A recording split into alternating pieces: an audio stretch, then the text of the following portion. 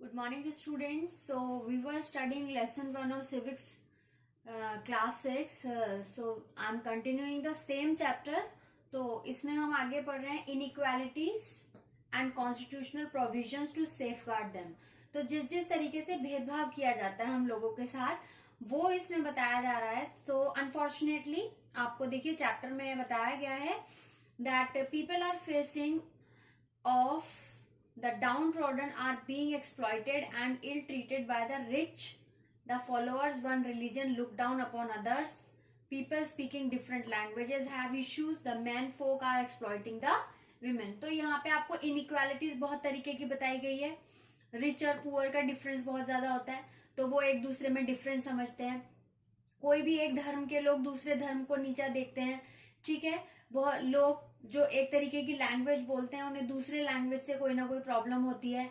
जितने भी मेन होते हैं या मेल होते हैं वो वीमेन को एक्सप्लॉइट करते हैं या फिर उनमें डिफरेंस रखते हैं या उन पे रोक लगाई जाती है बहुत तरीके से सोसाइटी में. तो ये जो अलग अलग तरीके की इनइक्वालिटीज हैं चैप्टर आपको ये कह रहा है कि आप इसे डाइवर्सिटी नहीं कह सकते. ठीक है. ये डाइवर्सिटी नहीं है. तो ये क्या है? ये इनइक्वालिटी है, भेदभाव है, प्रिजुडिज्म है, डिस्क्रिमिनेशन है. तो प्रेजुडिज्म या डिस्क्रिमिनेशन क्या होता है? बोथ आर डिफरेंट, दोनों अलग हैं. Prejudice mean that the pre judgement that you have convinced yourself before meeting anyone. आपने बिना किसी से मिले बिना किसी को जाने ये मान लिया कि वो ऐसा ही होगा या किसी के बारे में आपने एक सोच बना ली बिना उसके बारे में कुछ भी जाने या बिना किसी इंफॉर्मेशन के. That is prejudice. Okay. Discrimination क्या होता है? उस प्रिजुडिज्म के बेस पे आप जिन लोगों से भी भेदभाव करने लगते हैं उसे डिस्क्रिमिनेशन बोलते हैं. तो इस प्रिजुडाइज या डिस्क्रिमिनेशन को खत्म करने के लिए बहुत लंबे समय से इंडिया में बहुत सारे लोग हैं जो इसके अगेंस्ट रहे हैं या कोई ना कोई इसके अगेंस्ट किसी ना किसी तरीके का एक्शन लेते रहे हैं. जैसे राजा राम मोहन राय, ईश्वर चंद्र विद्यासागर, स्वामी दयानंद सरस्वती, बाल गंगाधर तिलक. तो इन लोगों ने किसी ना किसी फील्ड में, जैसे अनटचेबिलिटी जिसमें किसी भी कास्ट के लोग को छुआ नहीं जाता था, जेंडर बायस, लड़के और लड़की में डिफरेंस करना, अनएम्प्लॉयमेंट, ठीक है, नौकरी ना मिलना, इलिटरेसी, तो शिक्षा ना मिलना. तो इन सब चीजों के बारे में ये जो समाज की कमियां हैं जो सोसाइटी में एक इविल की तरह इनके अगेंस्ट ये हमेशा बोलते रहे हैं और इनको खत्म करने की इन लोगों ने कोशिश की है. एज वेल एज इसी के साथ साथ when the constitution of India was being framed, जब कॉन्स्टिट्यूशन इंडिया का बन रहा था तो जो भी लीडर्स थे, जो भी ड्राफ्टिंग कमेटी जो कॉन्स्टिट्यूशन बना रहे थे उस कमेटी के जो मेंबर थे उन्होंने इस बात को ध्यान रखा. तो इन्होंने बहुत सारे ऐसे प्रोविजन अपने कॉन्स्टिट्यूशन में डाले जिससे किसी भी तरीके की सोशल, इकोनॉमिक या पॉलिटिकल इक्वालिटी बनी रहे और किसी भी तरीके का डिस्क्रिमिनेशन सोसाइटी में ना आ पाए और कम से कम हो. तो इसमें जैसे फंडामेंटल राइट, आपके जो अधिकार हैं आपको दिए गए हैं उसमें बहुत तरीके के अधिकार है. राइट टू फ्रीडम, ये सबके लिए है कि हम सभी आजाद हैं, चाहे वो किसी भी कास्ट का हो, क्रीड का हो, रिलीजन का हो, लैंग्वेज, किसी भी स्टेट का हो, all are free. Right to equality, all are equal, everyone, all are equal in India. Right against exploitation, तो कोई भी एक्सप्लॉइट हो रहा है, कोई किसी को परेशान कर रहा है किसी भी तरीके से, तो इस अधिकार होता है कि हम उसके अगेंस्ट बोल सकते हैं. वो कोई भी हो, कोई भी उसके अगेंस्ट अपनी बात रख सकता है और अपने लिए जस्टिस मांग सकता है. तो इस तरीके से हमारे कॉन्स्टिट्यूशन ने भी डिस्क्रिमिनेशन को कम करने का काम किया है और ये बहुत इफेक्टिव भी रहा है. डायरेक्टिव प्रिंसिपल्स हैं, स्टेट पॉलिसी की गाइडलाइंस हैं, इन सभी में इन बातों पर ध्यान दिया जाता है कि डिस्क्रिमिनेशन कम से कम हो और लोगों को सोशल जस्टिस या इक्वालिटी, फ्रीडम इक्वल तरीके से हर जगह सबको मिल सके. So let's continue with the next point, that is our rural community. गांव की तरफ चलते हैं. So India is mainly a land of villages. यहाँ पर बहुत ज्यादा गांव हैं. 2/3 of the population of our country lives in villages. तो हमारे देश की 2/3 पॉपुलेशन गांव में रहती है. These villages represent rural community. तो ये जो गांव में लोग रहते हैं इसे रूरल कम्युनिटी बोलते हैं. कम्युनिटी मैंने आपको बताया था ना, group of people those are living in a same geographical area और इन सेम प्रोफेशन और सेम रिलीजन. तो इसी तरीके से जो लोग गांव में रहते हैं रूरल कम्युनिटी में आते हैं. तो अब इनका जो मेन, आपको पता है इन लोगों का जो मेन ऑक्यूपेशन होता है दैट इज एग्रीकल्चर।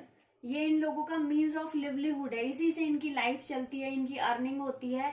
तो ये है इनका पार्ट है, मेन ऑक्यूपेशन जो है एग्रीकल्चर है रूरल एरियाज में। इंडिपेंडेंस के बाद बहुत ज्यादा प्रोग्रेस हुई है हर फील्ड में, जिसमें एग्रीकल्चर भी है, इंडस्ट्री है, पावर जनरेशन है, बहुत सारी रिसोर्सेज हैं, उनको डेवलप किया गया है। और इन सब चीजों को डेवलप करने में जो सबसे ज्यादा विलेज में डेवलपमेंट आया है उनके लिए ये रेवोल्यूशन थे, ग्रीन रेवोल्यूशन। ग्रीन रेवोल्यूशन जुड़ा हुआ है आपका ग्रेन से, जिससे जो खेती है उसमें बहुत ज्यादा इंक्रीमेंट हुआ था। व्हाइट रेवोल्यूशन मिल्क, जिसमें मिल्क के बिजनेस को बहुत ज्यादा बढ़ाया गया, उसे व्हाइट रेवोल्यूशन बोलते हैं। ब्लू रेवोल्यूशन में फिशरीज के बिजनेस को बढ़ाया गया। येलो रेवोल्यूशन में ऑयल सीड्स को बढ़ाया गया। तो इस तरीके से ये कुछ रेवोल्यूशन किए गए या इनको नाम दिया गया इन एक्ट्स को रेवोल्यूशन का। Through that so many changes to place, जिससे बहुत सारे चेंजेस आए बिजनेस में, इकोनॉमिक स्टेटस में, लोगों की विलेजेस में, वहां के डेवलपमेंट में, वहां के रोड्स में, रेलवेज में। क्योंकि जैसे जैसे बिजनेस बढ़ता गया, पावर जनरेशन बढ़ती गई, इलेक्ट्रिसिटी बढ़ती गई, इंडस्ट्रीज बढ़ती गई, उनसे क्या हुआ कि जो गांव थे अब उनको शहरों से जोड़ दिया गया, डेवलपमेंट, ज्यादा डेवलपमेंट होने की वजह से, और वहां पर भी रोड्स और रेलवेज आ गए। Along with the rural community, we have urban community also. Urban community हमारे शहर. So life in towns and cities is comparatively smooth and comfortable.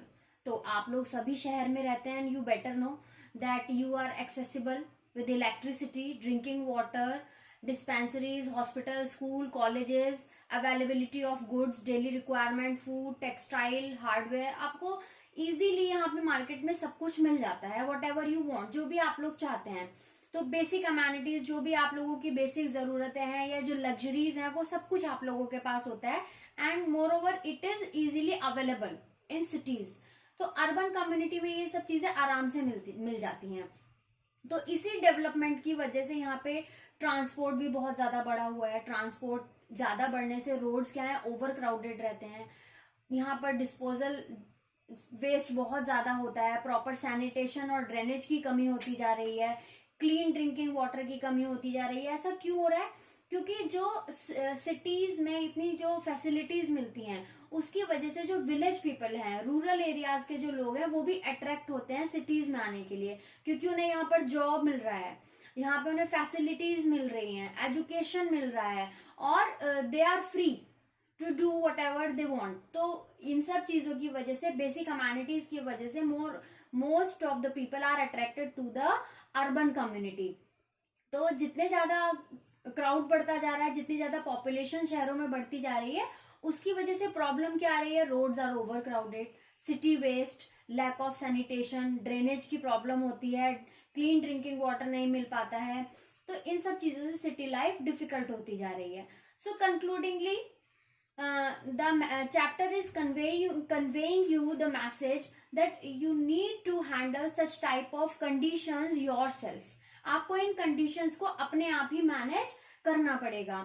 Village panchayats in villages, moreover, other communities, municipal bodies in cities, they are working to sort out such type of problem. तो municipal bodies जो होती हैं या पंचायत जो होती है village में, वो इन सब प्रॉब्लम्स को सॉर्ट आउट करने के लिए कंटिन्यूअसली दे आर वर्किंग।